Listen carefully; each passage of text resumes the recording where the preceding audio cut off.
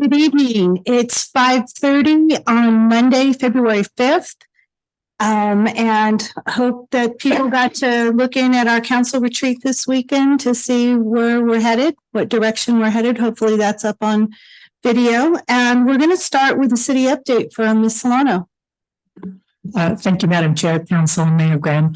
I'm going to turn the city updates over this evening to the city clerk for the completion of the discussion on filling the vacancy at City Council. Great, thank you. Thank you. Hi, Ms. Stroller. How are you this evening? Excellent. How are you, Chair? Great. Okay, so I prepared based on the feedback that I received from council on Saturday's retreat and the research from interim city attorney Sykes, who does state that this would be able to be filled via resolution in the definite. So I had prepared a memorandum that I put on everyone's desk that states both the current timeline and the expanded application timeline, and would still allow a new potential counselor to be sworn in on 2/26. Obviously, that's a lot easier if you're doing it via resolution rather than via ordinance. So I'm happy to give council a minute to look that over, and then if you could let us know what your desires are around that so that we can firm it up and let the public know and get that information out on social media and the city's website and whatnot. Once we have that affirmative, not only close of application deadlines, but also the date that we'd like to set for interviewing candidates, then that would be fantastic. Okay. I guess we just need a direction from council as to this memorandum here will suffice as we move forward. Yes. So I'm good with the expanded time period since it's a resolution. So the date is the same. okay. So we're expanding that to what date again? The 16th, Yes. closing applications. Initially, we had applications closing on this Friday, the 9th. This expanded timeline would close applications on the 16th. And then I would provide council those applications on the 16th as well that evening after close of business on that Friday. And then council would have the long weekend with that Monday being a holiday to review all the applicants and to email me that Monday their selection preferences for ranking in a top 5, which I believe was what council said that how they would like to handle that process. And then in lieu of a work session on that Tuesday, 2/20, you would have a special meeting that would decide who you would like to interview. And obviously the number of people that would interview again is at council's discretion. I did seem to get indications that council would like to perhaps choose a top 5, but that is council's prerogative to decide. And then we would have a special meeting either on the Thursday or Friday of that same week, depending on availability of council for interviewing the candidates. And if council was able to decide after that meeting, we would have a special meeting that would then appoint, and then the new councilor would be able to attend and be sworn in on the meeting on the 26th. Okay, so close applications on 2/16. We have till 2/19 to review. Is that correct? You would have until 2/20 to review. I would need some time, obviously, on 2/20. So if you could get it to me by noon on 2/20, your rankings, obviously sooner is great too, but I would need some time to review the rankings and to add everyone's together to present you with your top 5 at the meeting that night.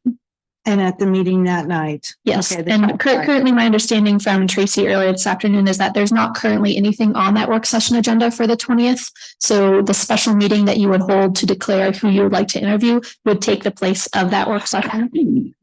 On 2/20. On 2/20, but could start at 5:30.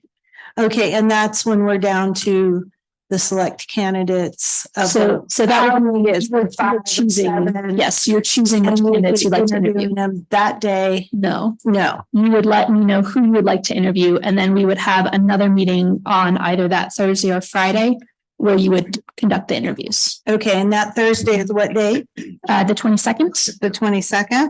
Okay. And then we would, from the 22nd to the 26th is when we would vote in our choice. Well, ideally, if you were able, you would vote the night after your interviews to appoint. So we would have a special meeting that would be ready at that point so that you could vote in and appoint at that meeting. Otherwise, you would appoint at the meeting on the 26th. And we had suggested that you at least attempt, I mean, obviously, if it does take some time for you to reach a decision, then you don't need to appoint at the meeting at the 23rd to then still have them seated by the 26th. But it would prevent you having to have 5 candidates show up on the 26th, not knowing who is going to be seated that night. And then they might not have a very nice swearing in ceremony because maybe everyone would have their families coming or not coming. So we're looking at 222 for the interview. Or 223. Or 223. But then you said we'd have to get together again after No. or the same night. The same night. Correct. So Okay. after you conduct the interviews, we would have the option for a special meeting to appoint that evening if you were ready. Okay. Shall we try to decide whether we're going to get together Thursday or Friday night? Because Friday night isn't there an event? Could be.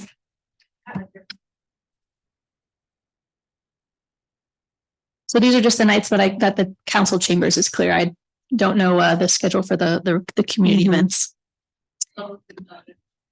Yes, Madam Chair, it's the Federal Food Project Awards. The Latino Chamber event is this Saturday, February 24th, so that's Okay. not a conflict. Is there anyone here that's wanting to attend the Pueblo Food Project on Friday night? Me, You are? so I've been Okay. involved with that for a long All time. right. So is the Thursday's fine? Just Thursday fine? Okay. Thursday's fine. Okay, and so just to confirm then, council is wanting to do the expanded time period with the open applications for the additional week. Great. Okay. Thank you. That's settled for me, and I will communicate back out to the people who have already turned in their applications and let them know that interviews will no longer be on the 13th, but they will be on the 22nd. Are there any further questions? Can I ask a clarifying question? If the application isn't published yet, how do people turn in their application if it's not published? So the application is simply a resume and a letter of intent. So there's no formal application where they're filling out questions, or there's no online application where they're filling in boxes. They're just sending to the city clerk's office their resume and letter of intent. And that's the information that we're going to be reviewing to Yes. select. Oh, okay. Yes, I would so agree. there's no further information. Okay. I will be sending out information about the interview questions that will be asked, and just, so council is aware. I think in the past, we've done it where I've sent out some suggested questions, and each council member was able to choose a question and then ask that question in the session. And we do a lot of work to make sure that those questions remain confidential until the actual meeting. And we do keep the candidates that are going to be interviewed sequestered so that they cannot hear the questions ahead of time and formulate a better answer depending on if they're first or last. So just so council's aware of how that process has worked in the past. But obviously, if you would like to give further direction on how you would like that process to work, I'm happy to take that now as well. Any direction from anyone? I'm good with the process the way we did it before. It worked good. Okay, so the only publication that has occurred at this time is the newspaper publication, which we could not delay if it was to get out. So the publication to the city's website and to the social media now with this complete information, we'll make sure that that's up tomorrow, and everyone will have the updated both deadline and when they need to keep free for interviews.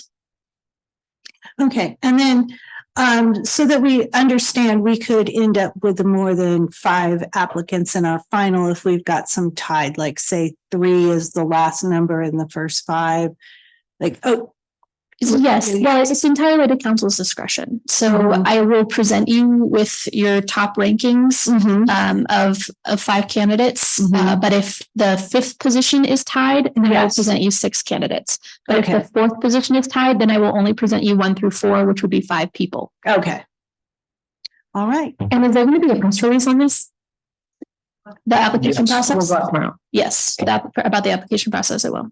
Mhm. Is there anything that can go on the cable channel? Maybe just like a posting that comes up as it rotates? We can ask Haley about that. Okay. And so Yeah, she's whispering yes in the background. you got that on the cable channel? Great. Thank you, Haley. Yeah, I will. But you will. Okay. Thank you very much. All right. Any further city updates? Okay, I guess Mr. Romero, are you and your staff ready? We are ready, Madam Chair. Good evening, Madam Chair, President Aliff, and Mayor Graham, if she's there. We are going to talk a little bit about some priority bills that we'd like you to take into consideration. I just wanted to say that, I had the privilege of going down on Thursday for the swearing in of Mayor Graham. It was an historic, day. I was privileged to be there and to hear the comments of President Aliff and what I think was an incredible speech by Mayor Graham. And we're really excited about working with the new mayor and all of you. We think there's some incredible opportunity in this legislative session with both potentially general fund dollars and federal money, the ARPA money that now has to be spent within this calendar year. And I spoke to you at the last meeting about that, and I'll present some information down the road as they make some decisions on that. I did want to, before I turn it over to Ryan and Alec, I did want to chat with you just a little bit about our day at the Capitol on February 15th. That is also the day that some of you have signed up for the Colorado Municipal League workshop. I would encourage more of you if you can attend. We have some options here that as we looked at the agenda with the city staff, there isn't a lot of leeway for you to come over to the Capitol. If you decided that you want to stick with February 15th as the day at the Capitol and do both the workshop and try to come over to the Capitol, because I can tell you the workshop does not permit you within the time limit to actually be over at the Capitol, which I thought was interesting. I thought they would try to figure a way to either do a reception or the lunch over there, but it's not. What we would recommend, and this is something you don't have to decide today, but you can get back to us or staff can get back to us, is that the workshop starts at 10. The legislature starts at 9. And what we're hoping is that for those that want to attend the City of Pueblo Day at the Capitol, we'd have you be there by 9 and we get you onto the floor of the House and the Senate. We'd have our legislative leadership or the President of the Senate or Speaker of the House introduce you on the floor of the House and the Senate just for just the ceremony of being on the floor. Watch some of that activity for about half an hour, and then walk you back over to the museum at 10 o'clock for the start of the workshop. And then there is a legislative presentation right before lunch, and then there's some other activities after lunch. If you want to participate in the entire workshop, which I would recommend, it's really a pretty robust schedule. We can try to work around that. And if you decide, listen, we don't know if we can get to the Capitol by 9 o'clock, we may just start at 10 with the CML workshop, but then we can have our legislative delegation come over at some point to meet with you in terms of that day at the Capitol. So those are some of the options for you if you'd like to think about it. I think February 15th is still a good day if you think, listen, there's too much going on with the workshop.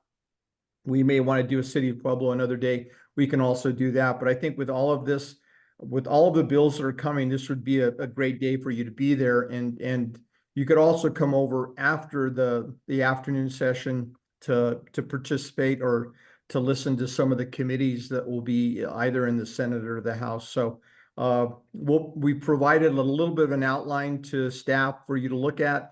If you have any more questions after tonight on how you would like to proceed, let us know. But we think it's exciting. We hope that you can attend the February 15th CML more, and you can still sign up if you haven't registered. You can still register for the legislative workshop. They're going to have some really good speakers in terms of the legislators and members of leadership from both the Democrat and Republican side of the aisle, and leaders from both. With that, I will turn it over so that we can talk to you about our priority list. I know we have a tight schedule, but we wanted to bring 3 bills to your attention, I think, this evening for you to consider and potentially take positions on. We also had our meeting Friday with the new city attorney, and we went through the priority list. I think she was going to present some of those bills to you at the retreat. Again, with new people coming in, please let us know if you'd like us to come down so that we can kind of explain, the legislative process and what, the capacity we have to represent the city, and what you need and what we can do for you in terms of providing you the most timely information. So I'll turn it over to Ryan. Okay, thank you. Good evening, everyone. Like Gil said, we have a couple of bills that we'd like to get on your radar tonight.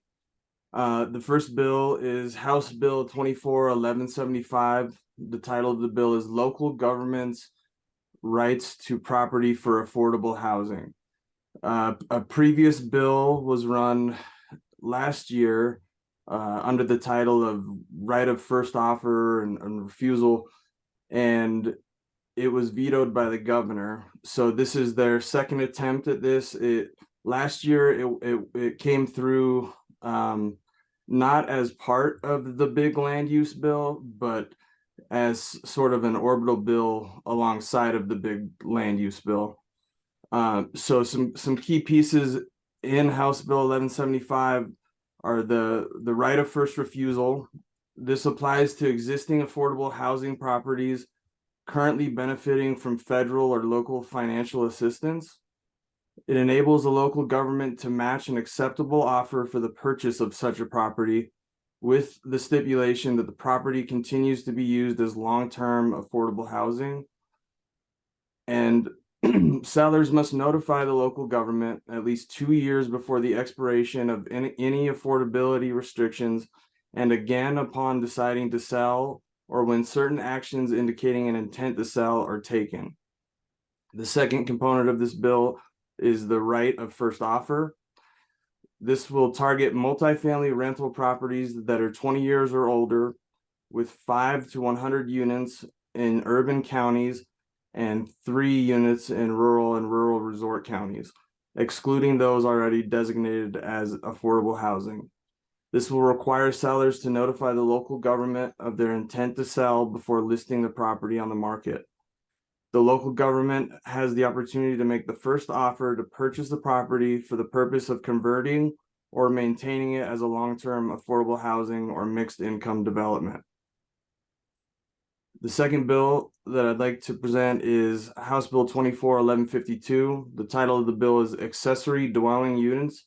And again, this bill was run as a component of the big land use bill last year that was defeated at the end of the session. So 1152, House Bill 1152, the bill defines ADUs as internal, attached, or detached dwelling units that provide complete independent living facilities.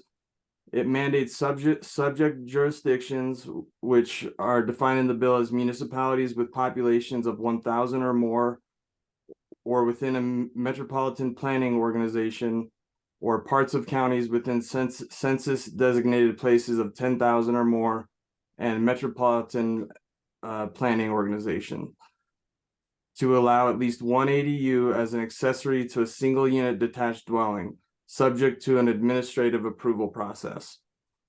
Subject jurisdictions cannot enforce local laws that restrict the construction or conversion of ADUs or require owner occupancy for either the primary or accessory dwelling unit. They are also restricted from imposing additional parking requirements specifically for the ADU. Jurisdictions can qualify as supportive by adhering to the bill's ADU requirements and implementing strategies to promote ADU construction or conversion. This includes waiving or reducing fees related to ADUs for low and moderate income households, among other strategies. The bill will create a grant program to offset costs related to ADU development for supportive jurisdictions. And in this draft, it allocates $8 million for the Colorado Economic Development Commission to contract with the Colorado Housing and Finance Authority. The fund will support various programs benefiting ADUs, including affordable loans, down payment assistance, and direct loan programs for ADU construction or conversion. And finally, the bill limits the ability of planned unit developments and homeowners associations to impose restrictions on ADUs beyond what is set by local law, declaring such prohibitions void as a matter of public policy. And then finally, just a quick update on House Bill 241027. The title is Exemption for Children's Products. This was the bill that Representative Ty Winter came on a couple weeks ago to present, and a surprise appearance by Senator Pelton. The bill is a sales and use tax and a tax holiday for a list of children's products. It was heard in committee today and passed out, and it is headed to appropriations. So that's my update, and I'd be happy to answer any questions. And just before we open it for questions, one of the things that we noted, or I noted during the mayor's speech last Thursday, top priority is around criminal justice. We're going to create, as part of your bill tracker and also for the city attorney, a tracker. We expect a number of criminal justice bills, grants to municipalities in terms of enforcing drug laws and essentially supporting their ability to fight crime in their communities. We expect some of those to be ARPA resources, but we're going to create a separate bill tracker. So as those bills are introduced, they involve criminal justice issues. We'll make sure that they're at the top of the list for the mayor and for city council to look at and to take positions on. Happy to take any questions. Thank you. Any questions from council? Councilor Martinez? Thanks, Mr. Romero. For the 1027 bill, where does it go after appropriations? So after appropriations, it will head over to the Senate. Okay. And then it'll likely be heard in Senate Finance, and then go to appropriations in the Senate. Okay. Action 22, Action Colorado came to our council retreat on Saturday, and we asked about this bill, and they expressed that they were going to support it and advocate for this bill as well. So I know that it's on the agenda for us to vote on it, to give a formal recommendation to you all as lobbyists to support it, but just for your awareness that Action Colorado expressed support behind it as well. That's great. And one of our other clients, the Colorado Nurses Association, testified on behalf of the bill this afternoon as well. So he will be excited to know that the city of Pueblo is going to take a vote on his bill. So thank you. Councilor Flores. Gil, this is Dennis. There's a House Bill 241019, which is titled Crisis Resolution Team Program. And I think it's to deal with, let me bring it back up. I scrolled too far. 1019. Concerning expanding a program to continue responding to youth behavioral health crisis. I've been trying to talk to district. I hear from a lot of district people that we're having major mental health crisis within our high schools and middle schools right after the pandemic hit our city. And I don't expect you to have the information readily, but at our next meeting, if you guys could look and give us more detail on that. And the other thing is, if there's more detail, I have access to, all of the House bill spreadsheet. But if I want to go in and get more detail on anything on this list, how do I do that?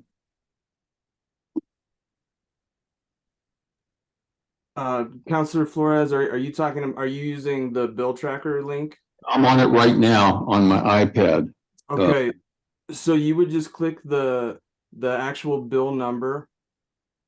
That should take you to a page that will give you that brief description. It'll show you the sponsors, and towards the bottom of that page, you'll see another link that says bill documents.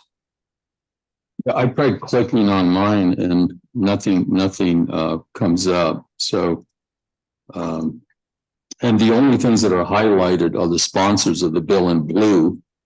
But if you hit any other portion of it, nothing comes up except the general title, number, the sponsors, and then a very short 1-sentence description. Yeah, well, we'll correct that, Eric, because you should be able to see the full text of the bill. But when we come back for our next presentation, there are a number of bills, including a complete transformation of youth behavioral health, which will impact schools, families, and the ability of children to get resources for behavioral health issues. And so we'll make that a point, but we've got to figure out this little glitch on why you're not able to, because you should be able to hit the thing that says full text, and then you can see the entire bill. So we've got to, maybe we can check with your staff and figure out what's going on, unless Alec or Ryan have a quick solution. What is the House bill you're citing now? The youth behavioral health bill, and it's up this week. Do you have the number on that one? The BHA, youth behavioral health? No, there's a couple. Are you talking about the Kirkmeyer? No. It is the Kirkmeyer one. Yes. Yeah, Okay. It's the one with the big fiscal note. I'm scrolling through right now looking for it. I apologize. That information to me next week at our regular meeting. Okay. Yeah, there's no rush right now for me, Okay. but Well, and we'll try to figure out this little glitch on, because you should be able to have all of that information available. So we'll have to figure out what's going on. I don't know if other council members are having problems not being able to pull up. You should be able to see who's sponsoring the bill. You got to see what lobbyists are working for and against the bill. It's a really, this particular, this platform should be really easy to work. So we've got to figure out the glitch, and we'll get back. And so we'll talk to staff. thank you. Councilor Latino, do you have anything? How about you, President Aliff? I noticed that CML had put out the bills that were coming up last week and this week and so forth, as far as like what's being addressed at this time. And I noticed a lot of it had to do with affecting local control. And I don't know, I can't speak for anyone else on this council, but as for myself, anything that affects local control has my blessing to be lobbied against at the state. And so I'm sure that the councilors can give their input individually if we think about that, but as far as myself, I wouldn't want to see anything passed through the state that gives up local control, so that we as a community can decide if we want to take on some of these policies or not. But thank you for your time, and I will be seeing you up at the Capitol at 8:30 on the 15th. Okay, sounds good. Thank you, Madam Chair. Have a good evening. All righty. Oh, I'm sorry. Go ahead. Did you have something else? Or we're good? Okay. All right. So our next topic is Team Up to Clean Up. And so if we could have Mr. Meyer and his staff come up to present, that would be nice.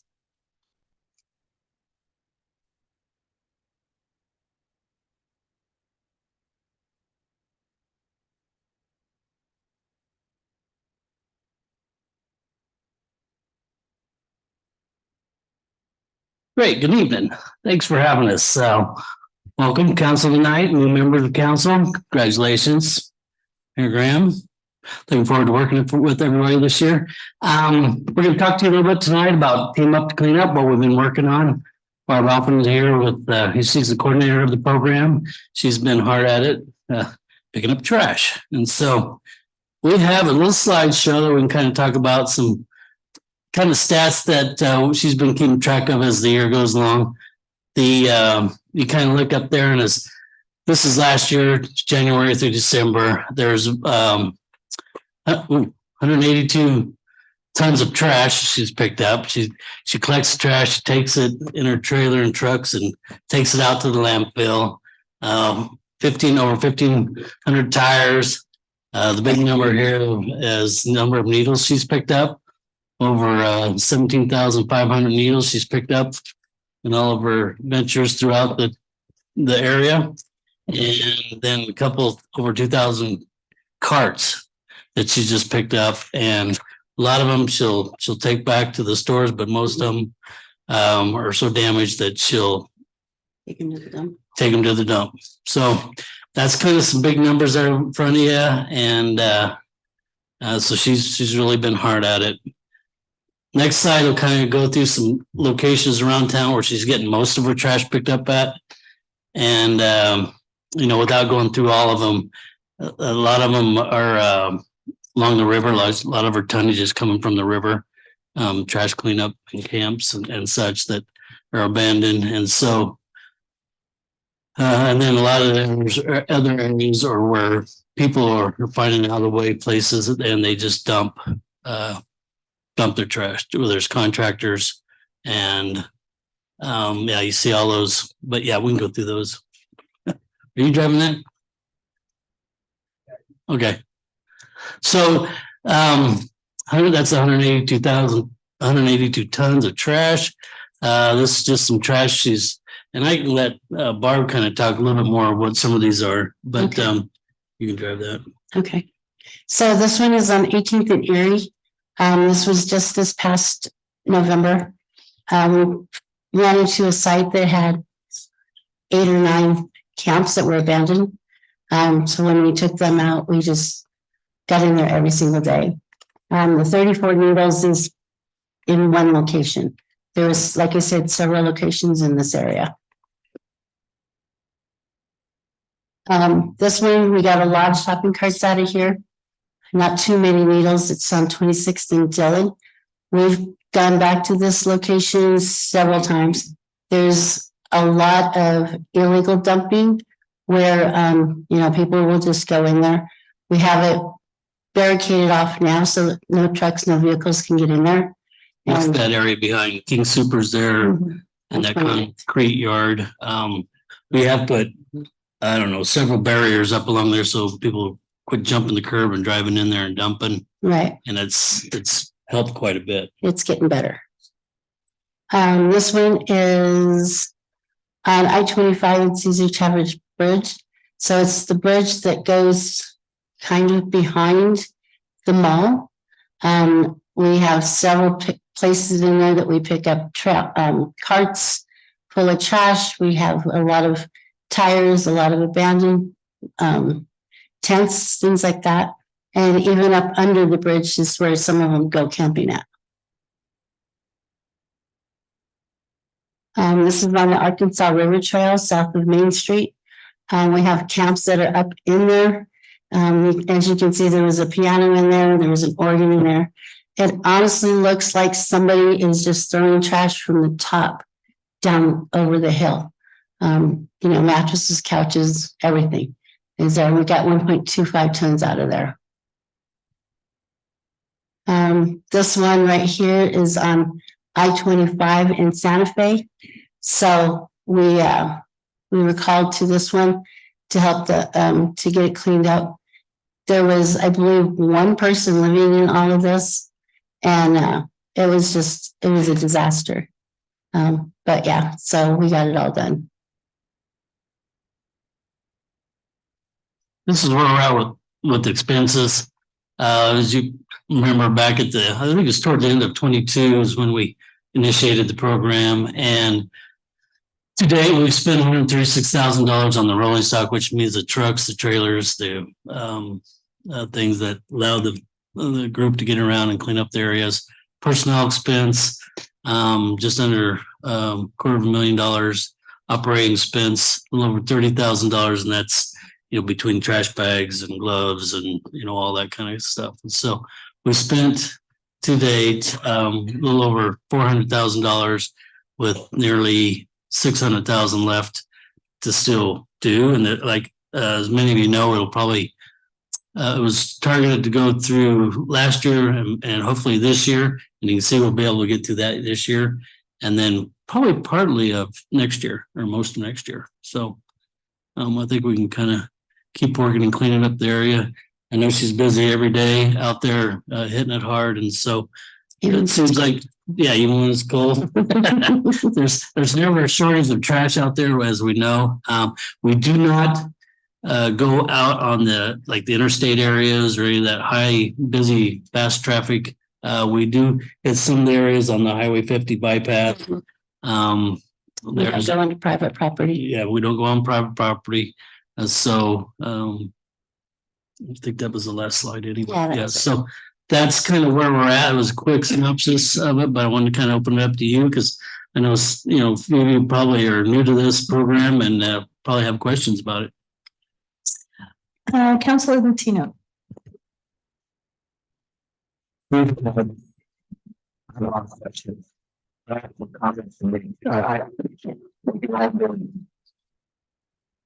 don't need to be very conservative and aggressive. I think the research is going in other places in the country. Had a discussion with the Homeless Innovations Director from Albuquerque. And we need to be creative, take the people off the street. And I've talked with a lot of people. We got to be up there to hours. I appreciate everything you can do. It tears my heart apart because I live on the red road. And I see it down all the time. I saw a couch there. I took right on the Fourth Street Bridge. A homeless individual had a couch, a chair, a coffee table, and about 5 feet away with a 5-gallon can. That's all I want, folks. Trouble, Colorado. So, we're going to be creating some other services. That's other kinds of things in other places and probably to be creative. And so that's what I'm looking for. It's not for and Stephen and Barb. I appreciate everything we're doing. It's not easy, obviously. Yeah, I appreciate your comments. I know one of the things part of this program we've tried to figure out, we went through couple requests for proposals for companies to help organize or help us administer the homeless working and getting them involved and cleaning up some of these areas. And we just kept falling short and we weren't finding anybody to run that kind of program for us. And so it was initially part of that. And if we can figure out another way or a different way, that's still an option that could be done. And again, we're not cleaning up homeless camps, we're cleaning up trash. This is not, we post camps, making sure nobody's living there, that kind of stuff. We let them know, we give them 72 hours and to pick up the trash, get out of there or whatever, but it's, no camping in the park areas. But that was some of the issues, was making sure we gave them ample notice and making sure we weren't running them. They're picking them up. They're picking them up in a specific place, a pre-designated place. They're picking up buses and they're reading kinds of things. And then they're picking the payroll leader and the payroll.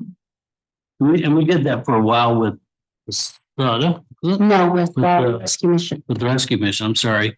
And that was back in 22 or 21. And so it worked, but they chose not to help us out with that program again. So we didn't have anybody to administer that. Everybody comes to us for money, to the city for money, but nobody. It's absolutely the worst thing.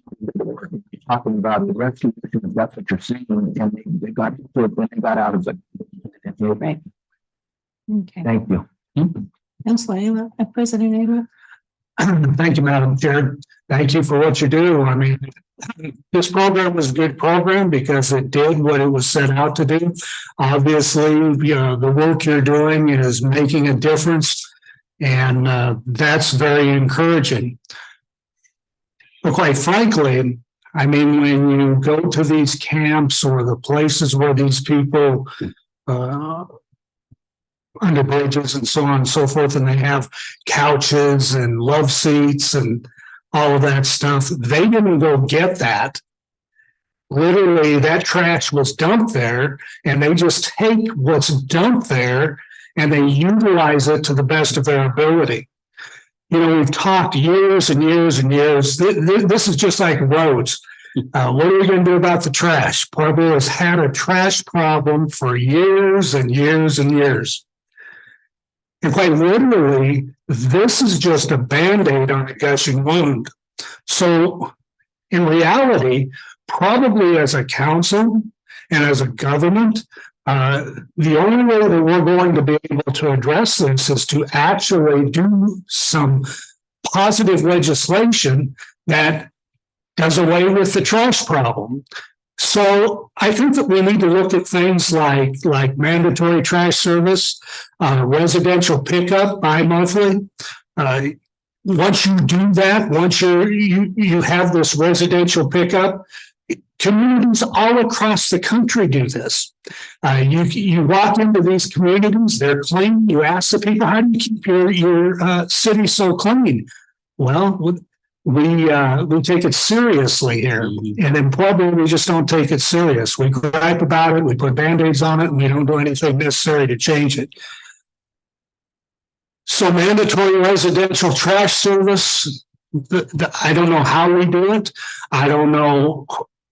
I don't have the answers to that, but we need to get the stakeholders together, the trash companies, the city, and we all need to come up with a plan where we have a plan to do something about this. It's not going to get any better. You're just going to, as soon as this money runs out, you're going to come back for another million. And just think of all the trash you've picked up. There's probably not anybody in Pueblo that thinks that the community is cleaner. We get a lot of compliments about what we've done. I'm sure you know, And you're doing it. yeah, but we turn around and from, some of my before and after pictures, we find a lot of stuff. And a lot of these people take what they have. When you give them the 72-hour notice, they actually load up and pack up and take what they have. So they probably had it for a long time on them and they just want to keep it. But all they're doing is moving it to another location. Well, I'm going to ask council in the next week or two that we literally create a committee that brings the trash haulers, brings the city together, whether that's the Public Works Department, the mayor, whoever's handling this, and develop a plan. When we can come back to the community and say, here's something that will work because it works in other communities, and let's just start taking it serious. Great. Councilor Gomez. Yes. Can we assume that the cleanup sites or the areas that you're at are very close to encampment sites? I'm sorry. say Yeah, that again? I mean, it's up and down the river. It's in the kind of the river bottom land where we have trails and public are, using the trails. Those are the areas that we concentrate on is the river bottom area. So it doesn't look so trashy. Is there any time elements in reference to how long that garbage starts? Start date, end date? Is there something with maybe a large roll-off that can be brought to different places and have them throw their own trash into those containers? We tried that roll off, I think, with Public Works. The roll off worked It did. Didn't work. They were dumping next to it or all around it. And actually, by the time we get back down there after they've given them the 72 hours, they're gone. So whatever's left is, And it's we contracted them to dump it on the ground next to it or. There's a large roll-off container.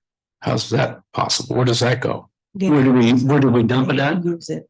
We didn't use it, not use it. They didn't use it. They didn't. The people dumping illegally didn't use it. The homeless didn't use it. Nobody used it really. Okay. I mean, we go down there with our trailer and trucks and pick it up. And we thought the dumpster thing would be a good thing, but it just didn't work it out. didn't work. Okay. Councilor Flores.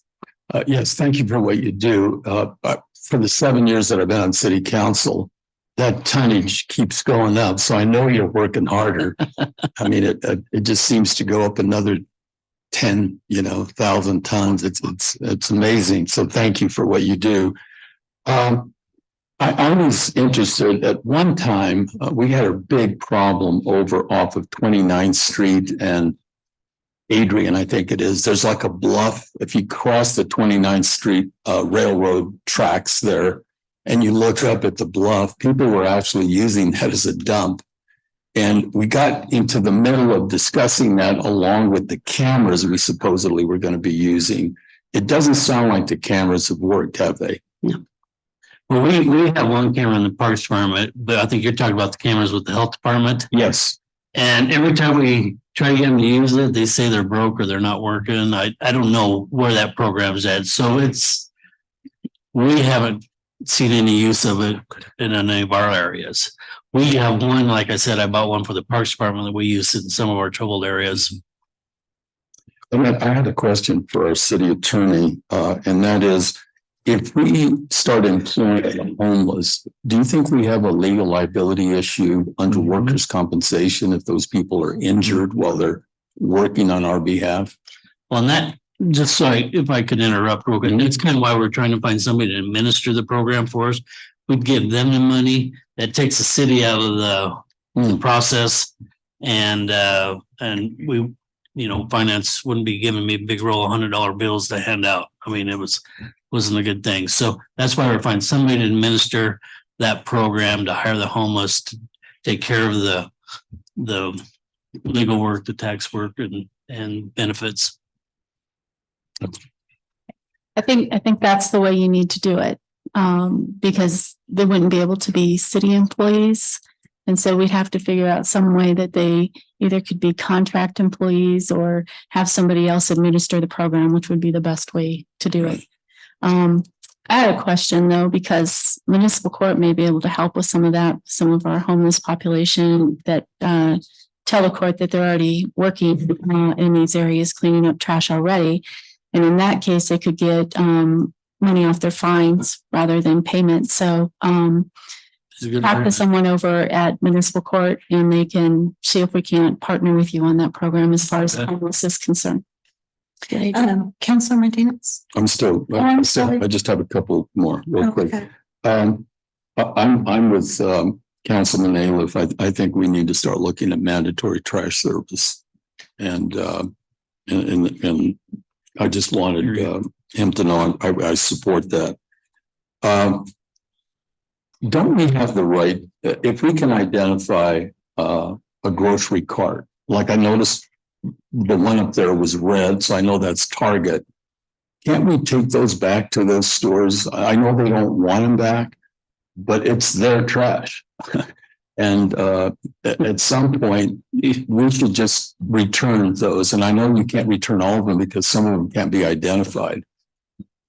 I think you've gone down this road 100 different directions, and we have taken them back. And you're right, a lot of them don't want them. They don't want them back. And sorry, but a lot of it is, I think what most people don't understand is it's time consuming. I have one dump trailer. If I fill it all up with carts, then I can't be filling it up with trash. If I fill it up with trash, I can't put carts unless I'm going to take them to the dump. We started out taking them to their stores and it could take a whole day. for some of these. We were back behind Walmart. We got over 300, 400 carts there. And so we were just doing nothing but carts that day. But to take them back to their stores is just time consuming, Yeah. you know, and we just gotta, you know, I gotta prioritize. Do I need to pick up the trash or do I need to pick up the carts? Yeah. I have another really big issue here, and I'll be enlisting the help of the mayor. And that is, I have heard that the EPA has requested the building in Penrose, which is in Fremont County, that when it's demolished or raised, that there is a process going on right now to dump the refuse of that building in our landfill. And I'm opposed to that. If anything, Fremont to take the responsibility, or their neighbor El Paso County should be doing this. But who is the direct? Is that Andrew Hayes that oversees the Landfill. our landfill? Yeah, he's typically the one that has the coordination between landfill and the city.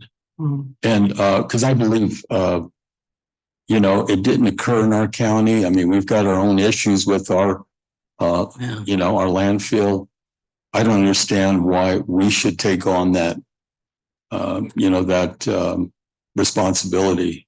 And maybe we have information here within the city that I'm not aware of, but I'm totally opposed. I can give you an update on that. So when it first came out, I immediately tried to figure out, just like you, what was going on. It's a minor adjustment to their permit. And it doesn't come in front of city council. So city council has no say so whatsoever in whether that happens or it doesn't happen. It's the sole discretion of the public works director. So, and I imagine the mayor and whoever else is involved in that process. But if anybody on city council is against that and wants to make comments, you make comment. And I think it's on the city's website. Yes. Where you just go and you can click the link and you complain just like everybody else, because that's what I was told. I have to complain like everybody else. So I thought it was egregious, and how we're not involved in the conversation is beyond me, but we don't have to be. Well, they did open that for public comment. So it's not like they're saying this is, it's inevitable as to what we're doing. I think that they're taking public comment. So they did go and open that to take public comment. And that's where I direct people when they call me, because that's the resource. And I would say too, that the Board of Health approved the permit. So they applied for a permit through the Board of Health, and the Board of Health approved it. And again, I say, because we have no representation on the Board of Health, this all comes as a huge surprise when it happens. So, and that was approved a while ago. It could have been a year ago because they didn't have it. It wasn't a problem either. Okay, Councilor Martinez. Mr. Meyer and Ms. Halpern, thank you for that presentation. So I have a couple of questions, and I'm glad to see the budget, which is really, it's exciting to see that we'll be able to last through this year, but also the beginning of next year as well. So how many part-time employees do we have right now, Barbara? 9. 9. And are we operational with this program Monday through Friday? Yes. Great. I'm wondering what the plans for this year looks like. Keep picking up trash, keep driving around, picking up. It would take a lot of suggestions from folks that call in and let us know of some trashy areas, or if you guys ever see anything you need cleaned up, let us know and we'll get it taken care of. Okay, is there any, so I know that I've called several times about that Corona and it's always been cleaned up, so I really appreciate that kind of rapid response. Are there any streets that are on the docket immediately that you can think of, Barb? Right now we're looking at Damson and Ogden.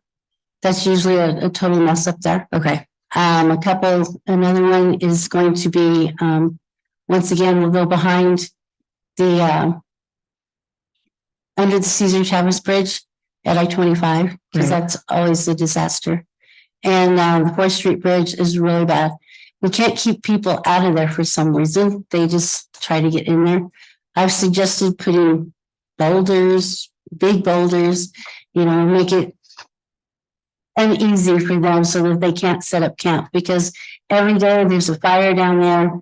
Every day there's, something going on down there.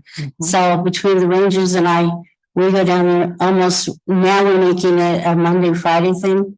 So we'll go down and, I was told this morning that it's a disaster again, so we'll be going there tomorrow.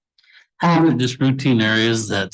Yeah, the 8th Street Bridge is bad. frequent flyers. Yeah. I guess for those frequent flyers, so a good example is by the Fountain Creek, right behind the King Supers, you guys put up the barrier, which I think is preventing some dumping back there. Are there any other built environment changes that we can do, like barriers, boulders, fences? We try to figure that out, and like those barriers we put there behind King Supers.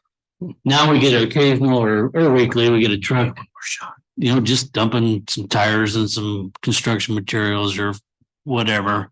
There's a place over off of Erie on 18th and Erie, behind the old roadway. No, it's behind Value Stay. Value Stay. It's the lower part by the trail. And we could be chasing our tails on that one, because it's a long roundabout way to get that all barricaded off. But we're trying to work with Public Works, and maybe we're looking at some areas where we can dig some areas so people can't trespass.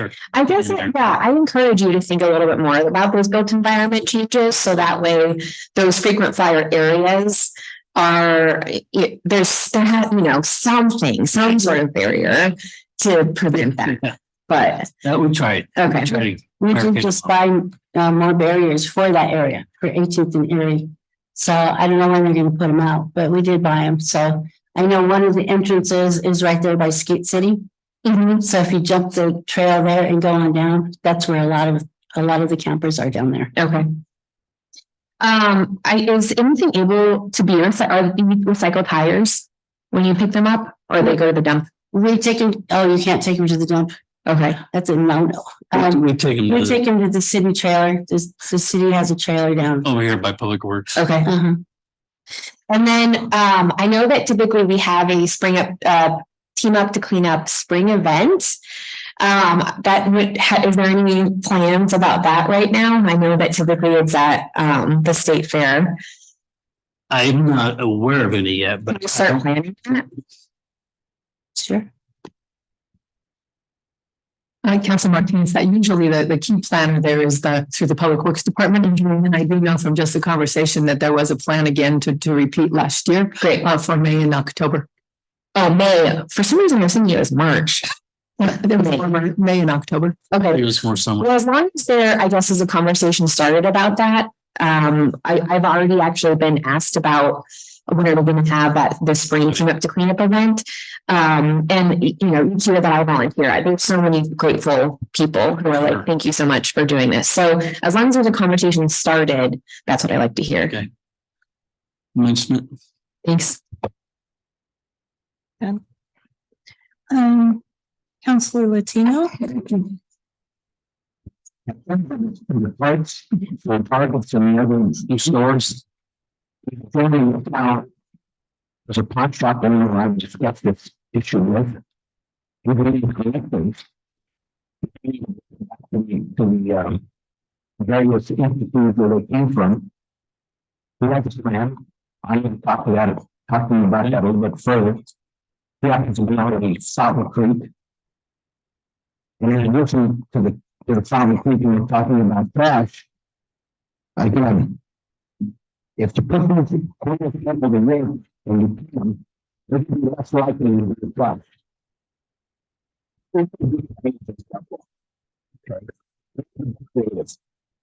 What are the things working in other places and people adapt? I believe in education and production systems and other things that I've done. I used to put the pension or family. What do you think they're going to do? Think about it for a minute. Okay? Yeah. A lot of times we did that when we did that with the rescue mission. The problem we found was that, yes, they were getting paid, but they would not listen. They would not take direction. They would not, I mean, most of them were out there just for the money. Then the complaint came back from the mission that we give them the money. They go across the street to the liquor store. They get drunk that night. And there goes their money that they earned. It's not a budget or outlet.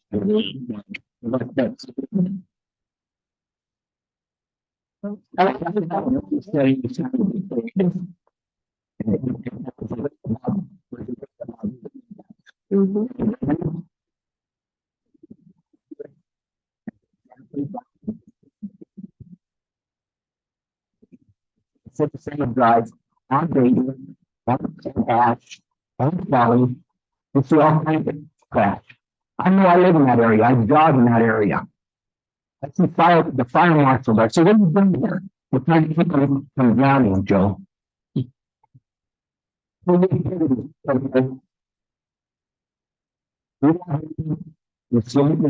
Try something. Try something different.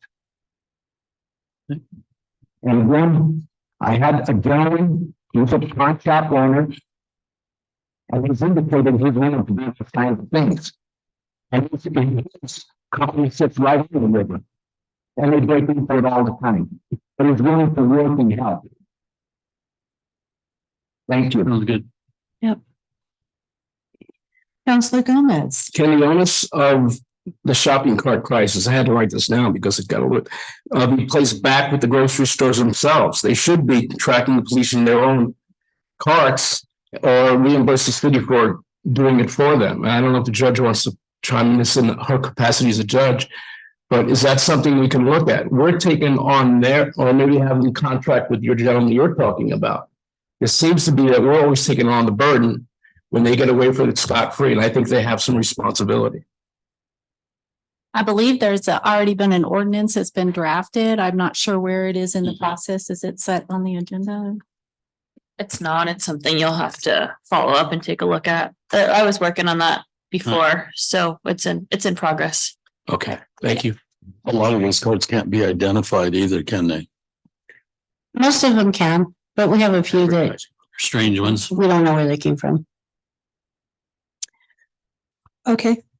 I've had this idea for a while, and the idea really revolves around the mindset, I guess, of the homeless. They prefer to hide. And the Fountain Creek is a perfect example of lots of spots that you can't see.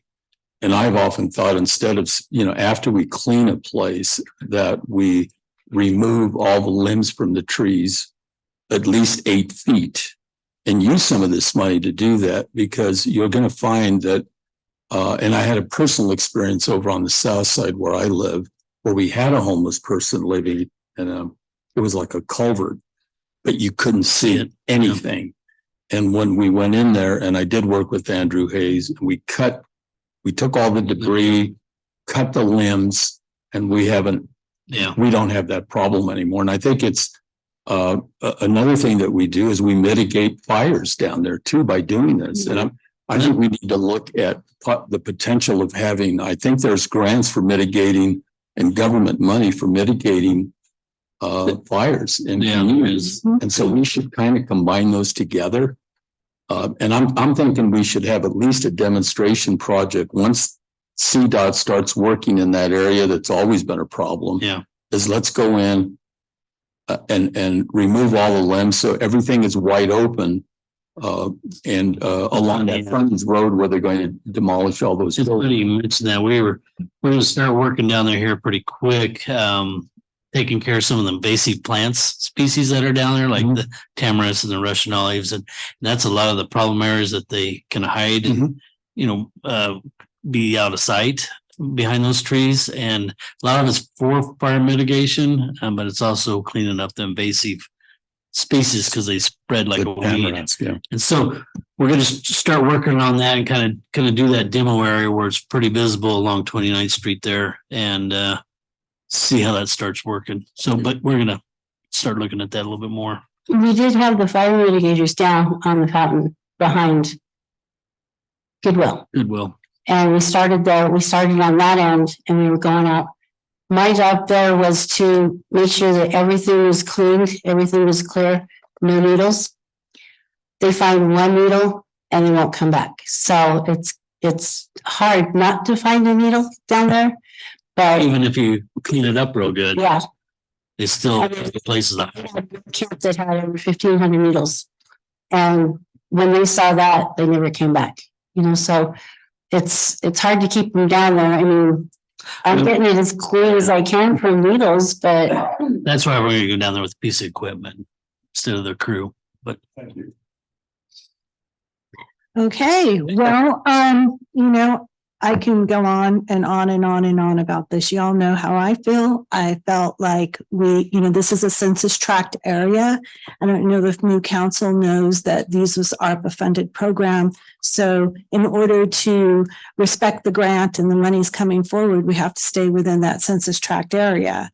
pretty much, I mean, Yeah. Because everything behind King Soopers north is not in the census tract area. you're right. Yeah. Interpretation from the And attorney's like office highway was where we could. It's not in the census tract It's not area. census tract, but the attorney's office indicated we could go outside that area, but as long as we focus, we cleaned up those areas and then we could also do other areas that were dirty or trashy.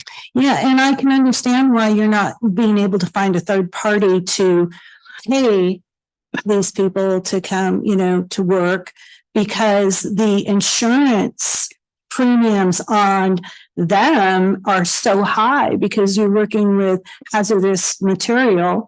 It's a health and safety issue. That's why they have really good contracting companies that this is what they do all day long.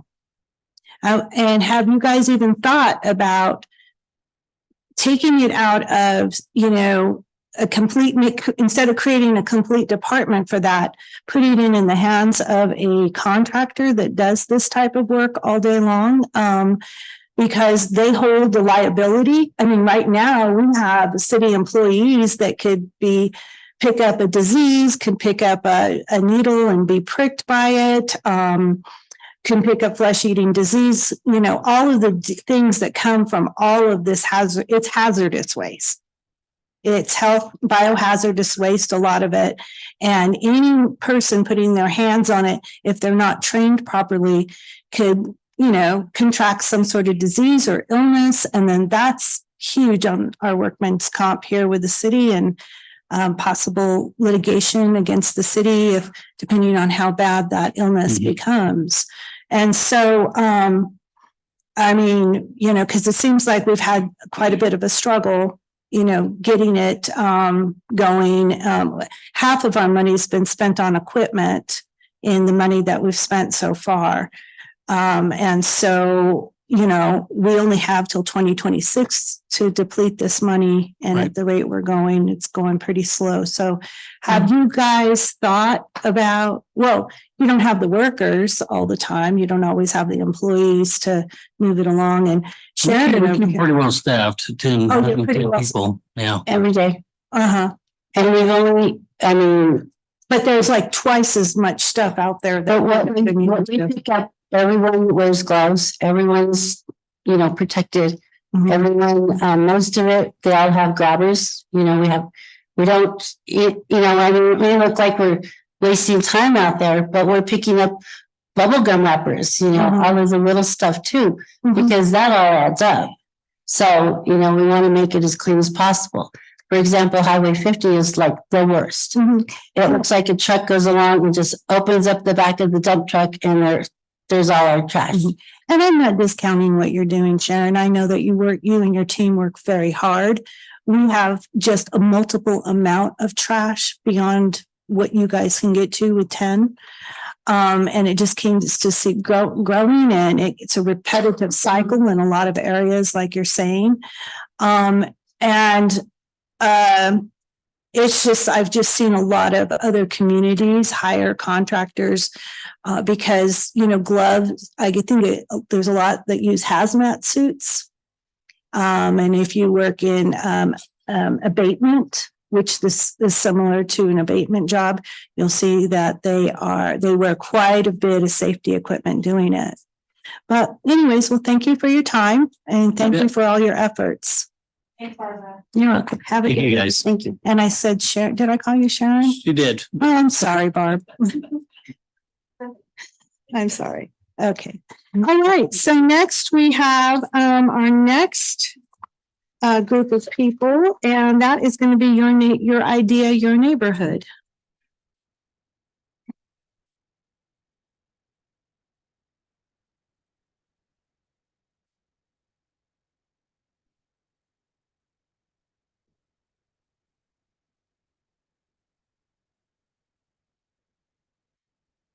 Good evening. My name is Celeste Robinson. I'm the Director of Public Affairs, and I'm joined by my colleagues, Dustin Taylor, who's a captain within the Public Police Department.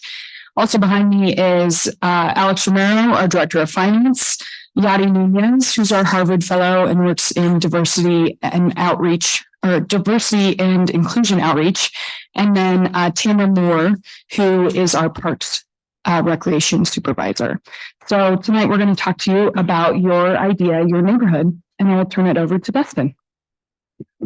Thank you, Madam Chair and members of council. I want to thank you for letting us come in tonight and just talk to you a little bit about your idea, your neighborhood. I know for some of you, this will be a recap, and for some of you all, this might be the first time you've heard of this idea, but we wanted to come and talk to you and just kind of give you an update on where we are with this project. So last year, the five of us attended a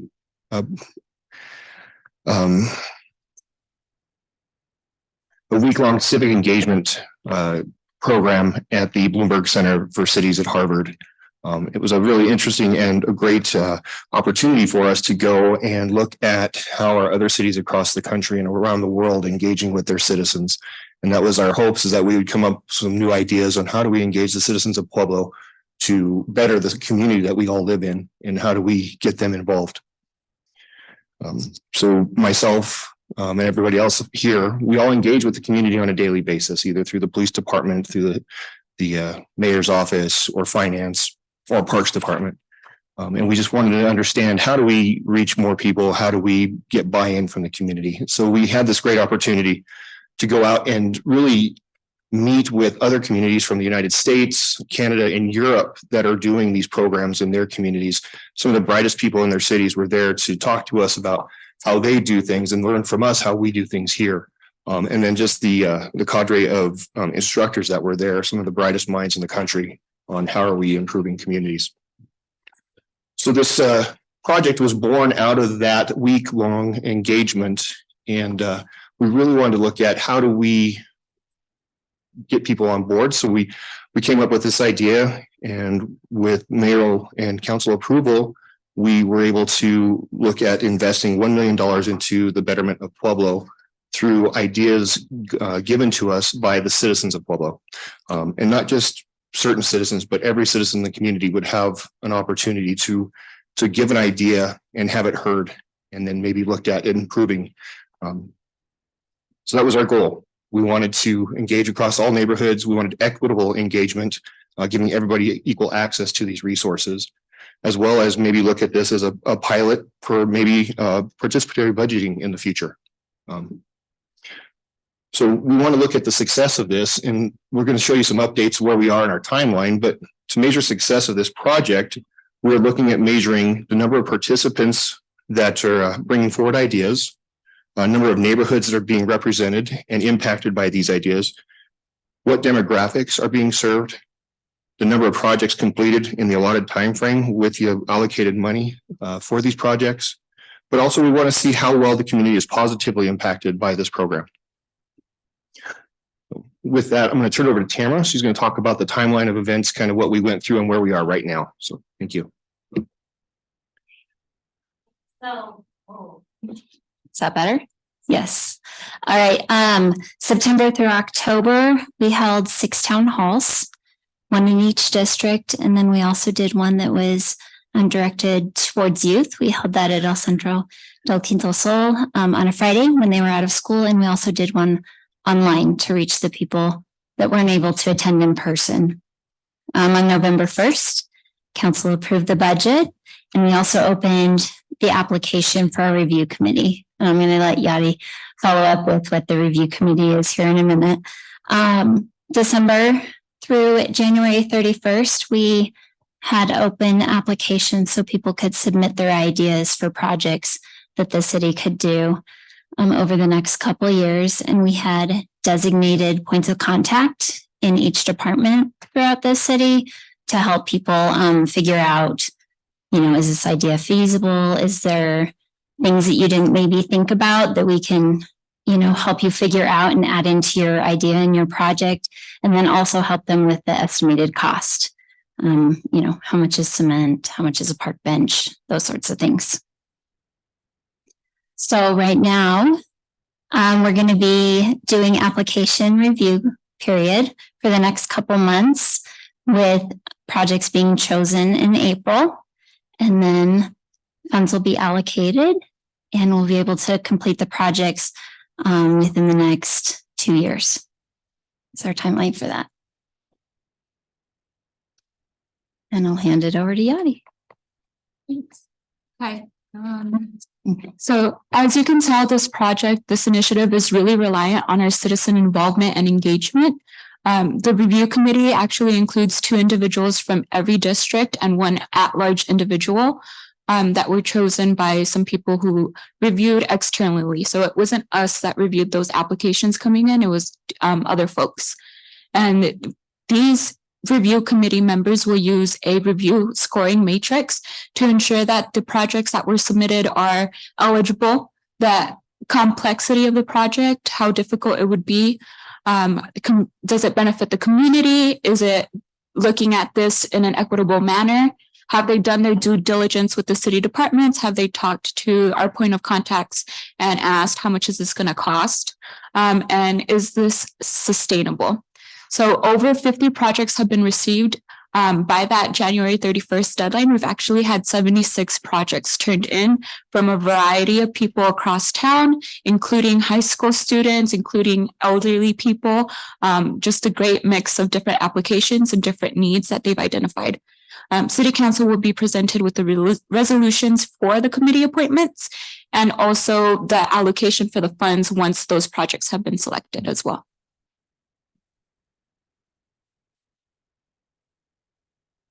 Are there any questions? Are you all finished with your presentation? Okay, any questions from council? Well, thanks, team. I know that you guys were doing a series of, just recruitment of meetings. I feel like all over Pueblo. So great job on that. I'm curious what the average funding ask right now is per application or for all the applications. It's been all over the board, honestly. And so we have been receiving the applications in our emails. So some of us have been looking at them a little bit, but there have been some that have been as small as a couple thousand to some that are over $1 million. Oh, wow. Yeah. Okay. No kind of theme or trend though. I don't believe so, but I haven't looked at all of them in depth as well, because I kind of want the review committee to look at them and kind of be surprised at what they pick. I guess, do you have a department that is the biggest need or ask right now? Is it Public Works? Public Works, Parks, and PD. Okay. Which that's where we believe they were going to be mostly concentrated. Ms. Lana, when are we going to be approving them, the committee members via resolution?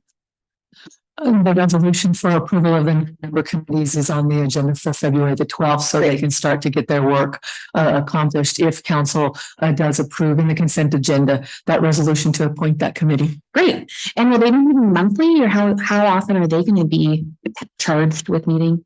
Well, we will determine with the committee how often they need to, but they will be having to meet more than just monthly because they will have to go through all the applications and then do a scoring system and determine which ones they will be funding. Do you want to? They've only been given 2 months they'll be given 2 months to review all the applications. So they'll probably meet more. And I just want to clarify that I understand that, $1 million is going to go like that with all the 76 applications. I guess I would love, as a representative from my district on the south side, to see the applications that fall within the district who aren't funded. So that way in future years, I can advocate for those projects going forward. Is that I know that that's the plan right now, but I just want to make sure that we're good to go with that. Yes, that would be a plan. Excellent. We will be keeping all of those. Councilor Martinez, and to facilitate, there isn't a city employee that's going to facilitate those meetings with the selection committee. It is a Harvard fellow, so that there is separation of duty and responsibility. So it is independent and left to the committee for their review. So Captain Taylor can't stack the application. Correct. With PD. With PD, we cannot. Too bad, Captain. Anyone else? Councilor Gomez? Yeah, I'm going to be quite frank about this. I had written back some questions in reference to Haley Robinson. She wrote me, and I thought it was a very bad idea. Simply for me, I'm elected to represent my district.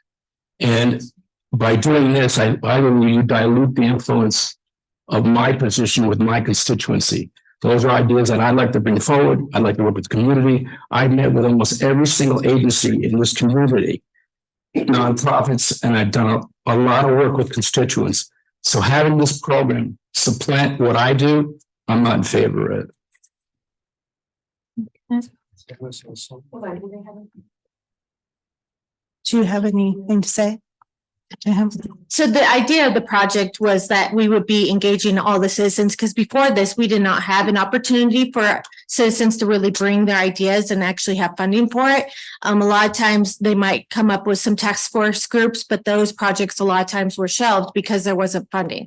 So that was our idea behind it, is to be able to have the dollars available so that we could do some of these projects in the neighborhoods. And our idea was that you can go out and engage constituents and advocate within your own district to have those individuals bring the projects forward so that we could get them funded and done. Councilor Flores. Just a couple of questions. Number one, I do like this idea because what we're saying is that we could potentially get a lot of great ideas with individuals that don't feel comfortable coming here or talking to us. And it's really a pure process of going directly to people without the interference of other complicated governmental rules or coming through us. So I like that idea. My question has to do with how the money is allocated proportionately throughout the community so that everybody gets something. Was that in the design of this project? I'm going to answer that as yes and no. So it was in the fact that we made sure that the review committee was going to have individuals from each of the districts so that each of the districts were represented. But we did not give a specific dollar amount to any one district saying, well, we're going to do 250,000 per district, because we thought that we might have some ideas that would be more than that and would be more important to one neighborhood. So this year it might make sense to put more money into one district and fewer smaller projects in the other. So we really wanted to see this first year as a pilot program, how that process went, and to see how much diversity there was among the regions. That's it. Thank you. Okay.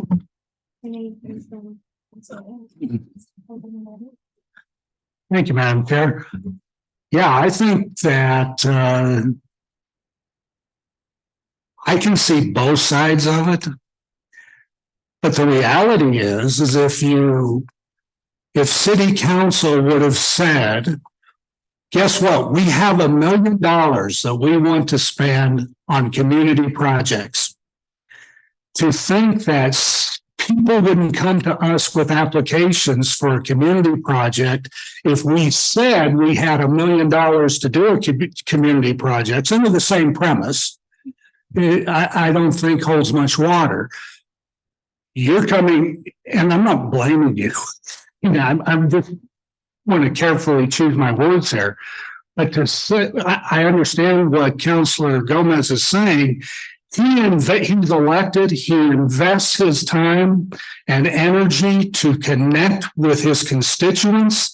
And had he been able to go to them and say, we have $1 million, how would you guys, what would you guys like to do with it? I'm sure I would have got, Councilor Latino or anybody else here would have got that applications. I like the process of of members of the community or a review board that buys into the process and buys into the projects and brings those projects forward. What bothers me more than anything is this participatory budgeting, which is literally, in my opinion, the Bloomberg Institute does nothing but want to get rid of municipal government from the legislative body. Mm-hmm. So this is a first step in saying, hey, here's a new way to do it. We'll just get them to put up $1 million and then you guys decide how to spend it. And it's already there. Nobody has to approve it except this small committee. And isn't that what we do? I mean, that's literally why you have a city council. You have a city council, 7 elected people who these projects are supposed to come to, and they say, as a review committee, that's a good project. We should do that. Well, now this just takes us out of the equation. Quite literally, I don't know why you even report to us on what's going on, because once they approved it in the budget last year, it's done. It's gone. It's going to be spent, whether we like it or not. So whatever projects come forward, they're going to get done from the review committee, regardless of what city council might think of that. The other thing, as you go through this, is that it's just very disturbing. The participatory budgeting process, I just think, is bizarre. And the other thing that concerns me, and this is the point I wanted to make, we had a budget last year where we took $13 million out of our reserve to balance. Other communities, which I saw the first presentation where other communities have done this and so on and so forth. I looked at a few of those cities and they have a lot of money. So I don't know how we got to the point where we thought we had an extra $1 million that we could throw at some projects and everybody would feel good about it. And yet we can't balance our budget and we're $13 million in the hole. And I also want to make it clear, because I heard in the first presentation where CSAC or CDBG funds or whatever, they bring to us recommendations and we still are the final say on whether we're going to approve those. Because that's the way the process works. I guess there's always a new way to do things. May I make one clarification? Sure. So they actually will come back through council through resolution, because they are within one project. So then as they are moved to other departments for these projects to be done, they will come back through to council. But it's a moot point because it's already been budgeted. It's already been approved through the process, which city council's already said they're good with. So what's city council going to do? Say, no, we're not going to do it. We're not going to spend it. I don't know. Maybe they will. Okay. Councilor Flores. Oh, okay. Well, I just wanted to provide some clarification. So when we came back in October about this process, so we invited council to attend the town halls, and the constituents that we're engaging, they're our constituents too. They're the folks that we talk to every day on the phone, just like you talk to. We want you to interface with the folks that are representing your district, with the at-large. If you'd like to speak to them and say, hey, can you talk about this project? Or I've heard that Martha or Joe submitted this project and it's really important to me. I'd like this to be moved forward. We want this to be interfaced with the individuals on the review committee and with you. There's no separation of this is our project and not yours. We're here to invite you to be part of the process because these folks are representatives of your district. So what we're hoping is to encourage the folks that are representing the review committee to come back to you and say, hey, these 17 projects in my district, your district, were not chosen. These are important. Here's a theme. We need to do something else about this. We're not trying to take any sort of power or authority from council about how you interface with your residents, because that's exactly why you were elected. Councilor Martinez? Yeah, I really appreciate you saying that, Ms. Robinson. I totally agree. I don't feel like my powers on council or as a city councilor have been diminished at all by this program. I think that the fact that we're including citizens in the budgetary process through participatory budgetary processing is a great idea, given that it's their budget. The majority of our budget is city sales tax dollars, and everyone here pays city sales tax dollars, and it's their budget. This is, I think Councilor Gomez said it very nicely on Saturday when you said that this is the people's house. This building is the people's house, and it should be open for the people. The same thing with our budget. It's the people's budget. And it should serve the people, and the people should have a voice in their budget. So I'm really excited. I also just want to note for the record that it's $1 million out of our total budget, which is $133 million, which is 0.7% of the total budget is going to be allocated to this specific program. And so it's going to be very minute piece of the pie when we're talking about the overall budget. And I also want to say that I understand that Councilor Gomez has some concerns regarding representing his district. My plan, at least, is after all of these, we approve these projects through resolution, and there's still some outstanding projects in my district, that I can advocate for those projects moving forward in budgetary cycles or with Public Works or whoever they be. So the fact that I am not going to necessarily, have my hands in all of those projects, but they're still going to be concluded, great. It's going to take all of us to improve all of our districts. And it can't just be improving the district. It's going to take all of us. So I'm looking forward to this project. You guys have spent hours and hours and hours traveling to not only all of Bloomberg, but to learn about Bloomberg. And I appreciate your guys' time and you continue to lead this effort. And I'm looking forward to it. Yeah. I think it would be instructive if you describe the process that we went through, we were made aware of this, back in, I think it was September. So they're not a rogue group that went out and wanted to spend $1 million.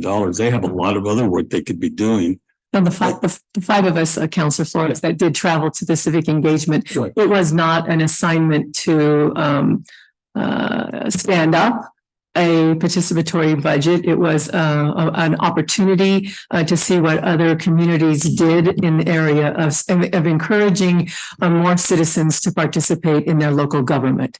It happened to be one of the areas that was presented as an opportunity. And while the five of us came back with a review of our experience, the first presentation was to Mayor Gradisar, who we asked for approval then to take it to department directors, from department directors to an internal community, and then when only then did we gain approval to bring it to city council with respect to just what are your ideas. So it was before we went out to the public, we did bring it to city council, and even then we went out to the public with the message that if city council approves this in the budget in November, and only if will we proceed with a committee, just setting a committee and or any application process.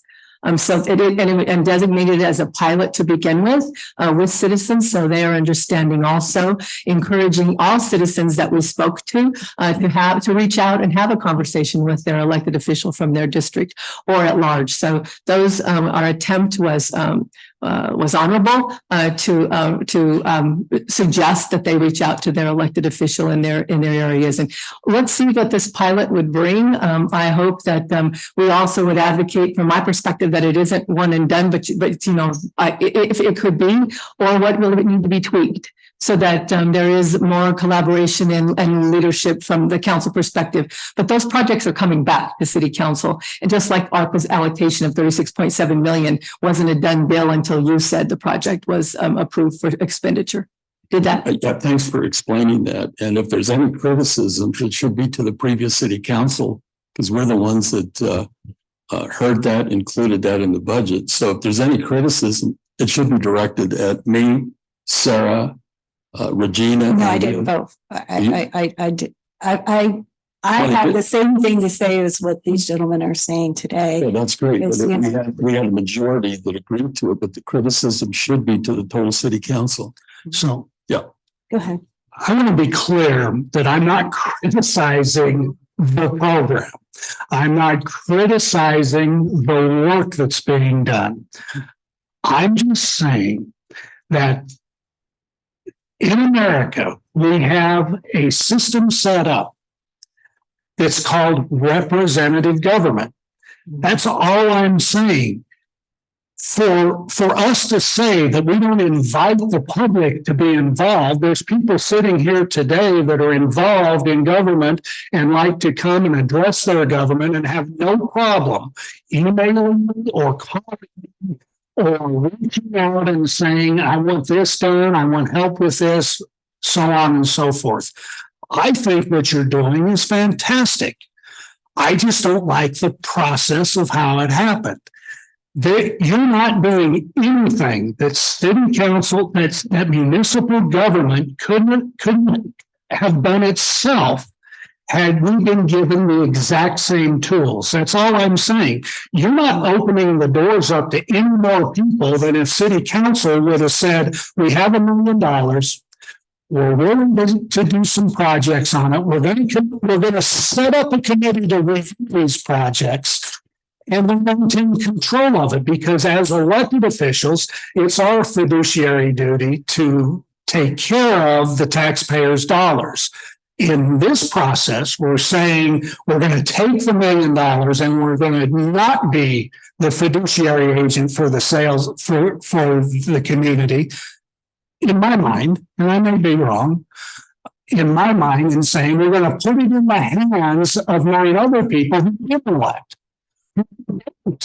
Vet before you cast your vote, and so on and so forth.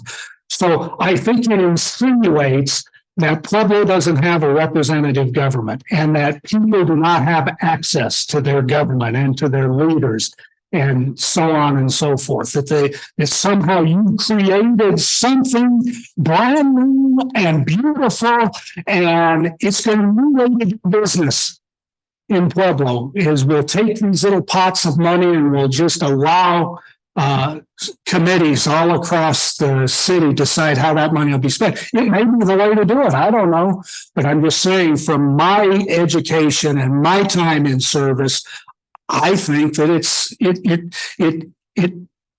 it just flies in the face of who we are when we run for office, and we want to be a part of a representative government and a part of the legislative body that is in control of those things. So that, but by no means, and I'm not critical of the previous city council that approved the $1 million to go in there.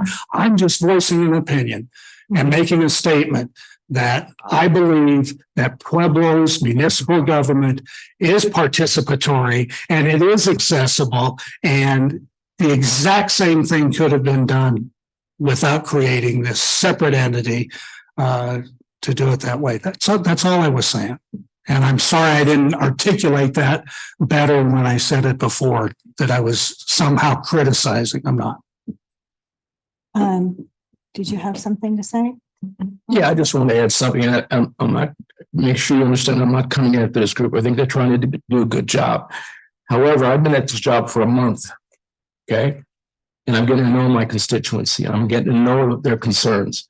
And I would like much more prefer if they came to me and I came to you and presented it instead of the other way around. That's why they elected me. Thank you for your work, though.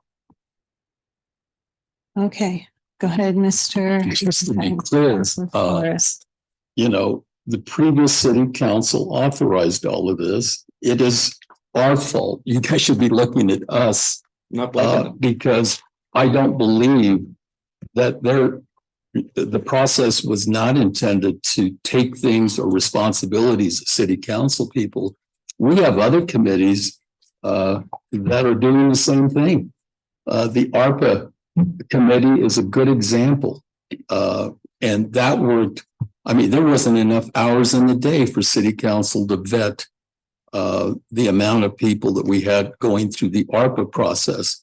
And we had some great volunteers that did an amazing job. And that wasn't taking any responsibility from the city council. And so the decision was made by the previous city council. And if you think we did the wrong thing, then, you know, continue talking about it. But I feel totally comfortable with what we did. Thank you, Councilor Maestri.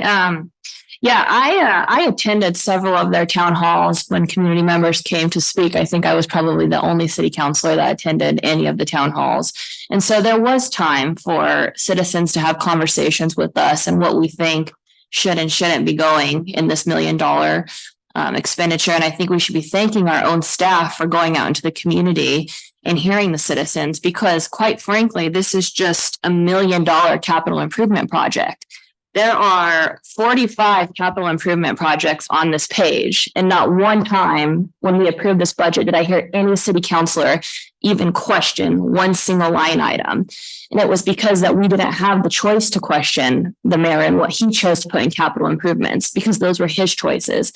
So it is nice that at least $1 million of taxpayer dollars will be talked about and chosen by citizens and what they think should be going in their districts. And it is the council's job and it is the mayor's job to listen to these citizens and what they think we should be spending the money on. But I will remind you that all 45 of these projects were approved by the council that we all sat on, and not one of them was questioned on what Mayor Gradishar chose and didn't choose.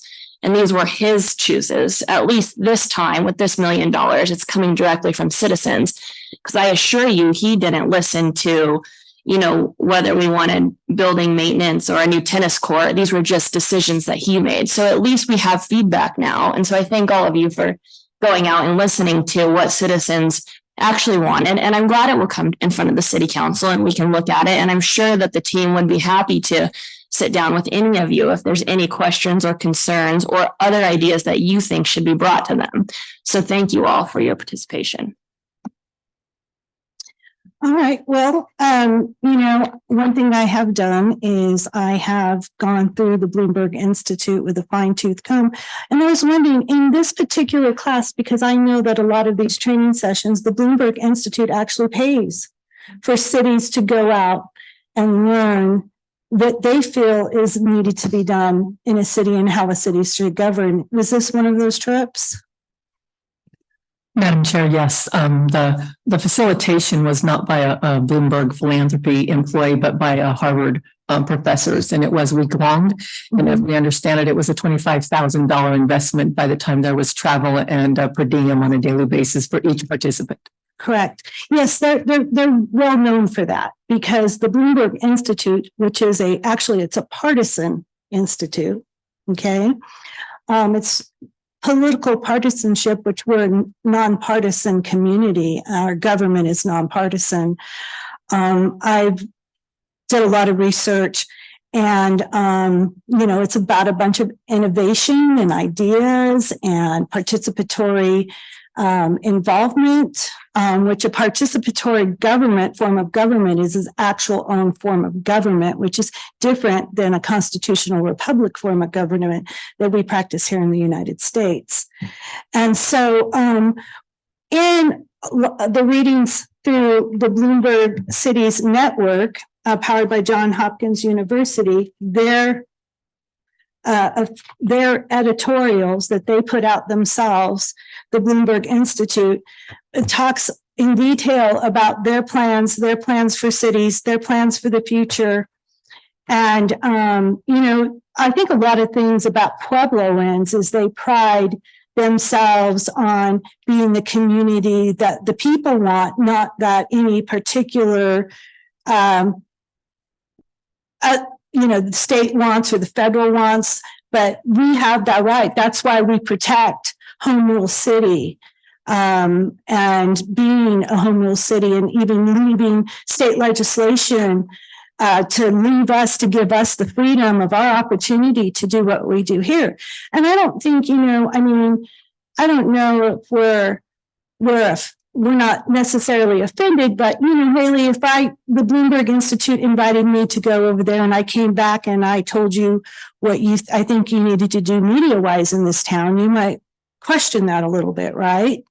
And I think that's kind of what the feedback that we're receiving from some people on council. But in all of their readings and all of their teachings, which I say, don't really align with a constitutional republic form of government, I happen to read, and I encourage all my council members to read this, The Future of City Innovation, Ideas and Inspiration. And if you go to the third page, it says, fourth page, it says, one thing I hope that happens in the world of municipal innovation is the idea of city districts and district representatives becomes obsolete. Could you repeat? I didn't get the last time. It says, one thing I hope happens in the world of municipal innovation is the idea of city districts and district representatives becomes obsolete. And this is in their own literature, in their own editorials that they put out when they're writing. They have their writings of ideas and their probably their marketing tools so that people say, oh, great, I want to go over there and we should sign our city up for that. So I saw it the first time that you guys came, no offense to you, because you know what? We're the politicians. We are the elected officials. We go and we deal with government and government policy all day long. You guys aren't the elected officials of this community, so you could come back and you could think that this is a great idea, but we work with policy and we understand, partisan policies. And we understand what our role is and what we were elected to do. And then under a representative form of government, it's up to council on what they want to do. If they want to vote their position away, but that is one of their long-term goals. So, that's why I researched the Bloomberg Institute itself as a whole, because I know that it has a lot of influence on our city, because our city has taken up all the free trips to go there and the free teachings of a very partisan political organization. So that's all. Let's look at the truth of the matter. We can't resolve anything unless we look at the truth of the matter from all aspects. But thank you for utilizing your time at the Harvard Institute and coming home and implementing something that they wanted to implement in our community and taking the time out to do that. And then also, if we implement this, is there grant funding that we get, or specialized grant funding, or some sort of monies in addition to from the Bloomberg Institute? There's no grant opportunity that is associated with this. Okay, all righty, thank you. Anyone else? I'm sorry, if Mr. Martinez wants additional park equipment on the Lower East Side, how is that partisan? Those are the kinds of ideas that are, I don't understand the partisan discussion here. And I understand, that we may be attending things where you want to call the limited liability company or whatever, that they're partisan. But in this particular case, we're just asking the citizens for really improvements to our city. So I don't understand the correlation between partisanship here and what we've asked these individuals to do. And I'm sure that most of the applicants are just looking for physical asset improvements to the city. They haven't asked for any kind of money, to be partisan in any way. That was not the intent of this money. And I'm happy to have the other discussion with every organization, I guess, that we're going to be dealing with. If we're going to be talking about partnership, let's have that discussion. These people and the people that are applying are simply trying to make our city maybe more beautiful, maybe give kids more opportunities with assets that maybe that they need. But I don't see why we're connecting these two together. Well, for instance, the citizens really have nothing to do with what I'm saying here. Were asked to come forward based off of a program that the city decided to implement and put into place. So I have no criticism against the cities. I don't like the fact that they're coming in and asking us to, when you're looking at an organization that tries to take away our form of government, that is concerning. And if they're stating it here in writing in their own marketing stuff that they're giving out, I would be concerned about that. Point of order, Madam Chair, the work session topic is your idea, your neighborhood, the Bloomberg Institute. So I'd like to just by the Bloomberg thank you for your presentation. I just want to make sure that we're staying on topic. Yeah, we are, because it was advised through the Bloomberg Institute. And so therefore, all right, well, thank you. Anything else? Anything else from anyone on the panel? Okay, all righty, thank you. So we were talking the other day on office space. And I told you guys I was going to reach out to Petco on the BTC over there. They do have the third floor is empty. And they have a plan and everything. And once I get that, I'll forward it to you guys. You can look at it. And I know you got pictures of the Pope Block building. So today you saw those, but I believe both. I don't know about the Pope Block building, but the BTC is free. Yeah, and the Pope Block, I just have, my opinion is that it's not functional for access to access, and then we're going to have to put some money into technology in there somehow. So which I don't think we have to do at the BTC. I like that. I like the BTC as an option. Okay, when he gives me the plan, I'll send it all over to you guys. Yeah, yeah. Okay. Anything else?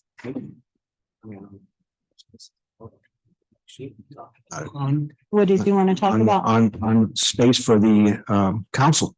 Yeah, that's what he was just Right, talking about. right, I know that, but somebody had alluded to the fact that maybe the legal department could be the one that moves and we could use that area for us. Yes.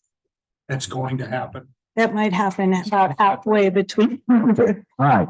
I mean, it's important that we're able to hopefully meet with our constituents without having to go here, there, and everywhere, and them having to go here, there, and everywhere. Thank you. All right, thank you. Anything else? All right, it's 7:23 and we are adjourned.